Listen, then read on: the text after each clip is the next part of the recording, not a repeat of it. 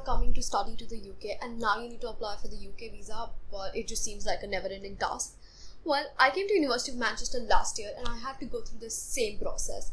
I got my visa a month late though, so might not be the mistakes you want to make, but here are a few things that I know about the visa process that might help you. So let's go. She calls me day and night. Step 1 is to get your CAS. Its full form is Confirmation of Acceptance for Studies, and your institution or your university is going to issue it for you. You require a reference number which is necessary to get your TB test, which is a tuberculosis test, and that is necessary to actually apply for your visa. So until and unless you get your CAS, you can't really do anything. CAS can actually become the main root of all your issues. I'm saying it with so much passion because it did for me. My CAS was super late. My university did not issue my CAS for like the longest time, and I'm a chill person. I was like, yeah, I'll just let it be, it will work out, but they did not. And then after a lot of phone calls, a lot of international phone calls, emails, they finally picked up, and the reason they told me was that they did not have my passport, which I did upload on the form, okay? So I was like, why didn't you tell me that you need my passport? So in case you are in such a situation, make sure you contact them as much as you can because it's necessary. Step 2. So now you've gotten your CAS. Next thing you need to do is get a tuberculosis test. So people who are applying from India, they need to get a TB test to be able to apply for the visa, even the online application process. So to get your TB test, A, your CAS number is going to be required, and B, how do you actually get it? Firstly, it is not a scary test. You just go there and they scan you and make sure that you're not wearing any sort of clothing which has metal on it, because otherwise you will have to remove it and then get the test done. To get the TB test done, there are specific locations that are official by the government or something, and only those places can you get the TB test done. So I will add a link in the description below wherein you can check out the numbers that are there. It's on the UK government website. You can just check out all the numbers for your city, or I think there's Bangalore.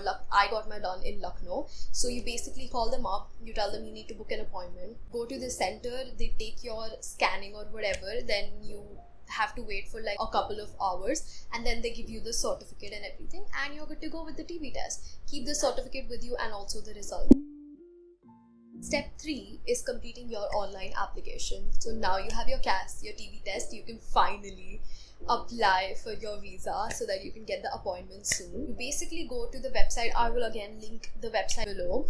It's government UK website, wherein there will be like something written as like start now, and then you click on it and then it'll ask you a few questions, you answer that. Then it'll also ask you to upload some documents, okay, which you need to keep ready. That will be your passport, which needs to have a 6 months validity, by the way. If you don't have your passport with that much validity, I think you need to go and get it reissued or something. Now, the thing that most people are confused about is the documents that you must require. I will give a disclaimer, the documents required keep changing year by year. What I'm going to tell you is from the last year, and also I've done some research for this video, so maybe for this year as well, but make sure you keep a check of all the documents that are required for your year as well.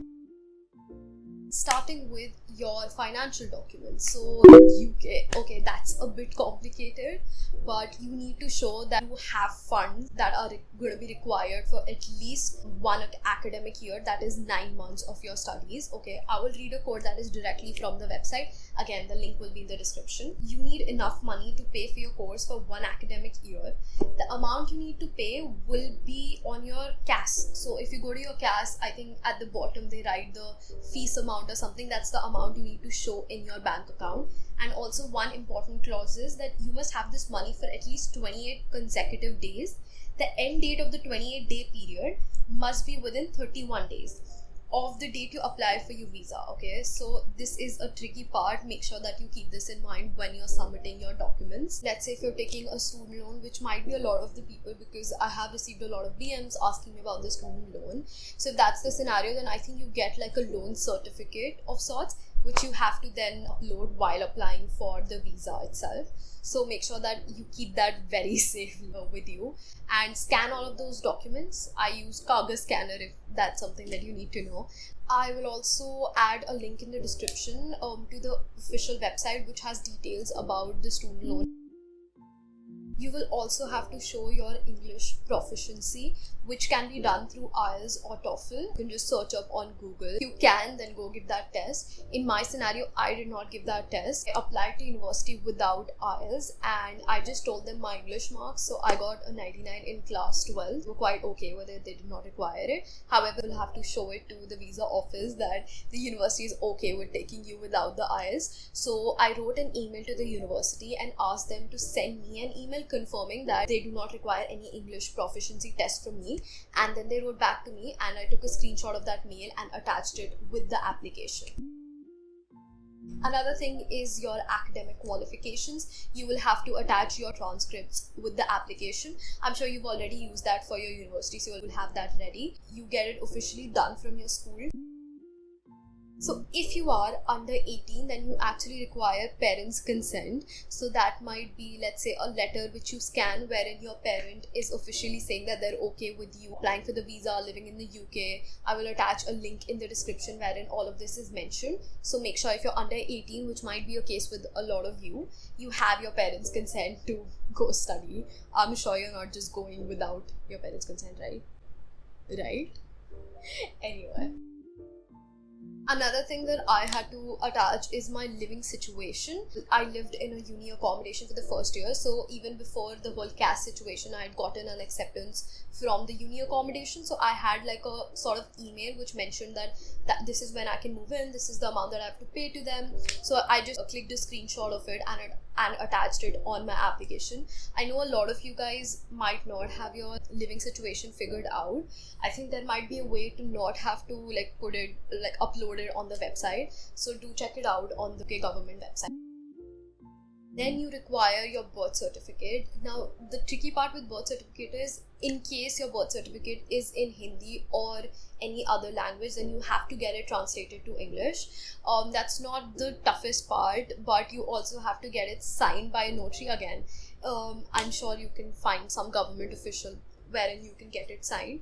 Okay, these are the documents required for applying online. Moving to the next part, after this, now you can book biometric appointment and interview. Firstly, a lot of people get scared by, okay, what is this interview about? What are they gonna ask me? I was scared as well, but when I went in for the interview, they asked me almost nothing. They just asked me, why are you going, which course are you studying, and all of that. Why not India? And then they didn't ask me any such question, and I was out of the whole place. Also, when I was going for interview, there is an option that you can choose, which is VIP pass or something.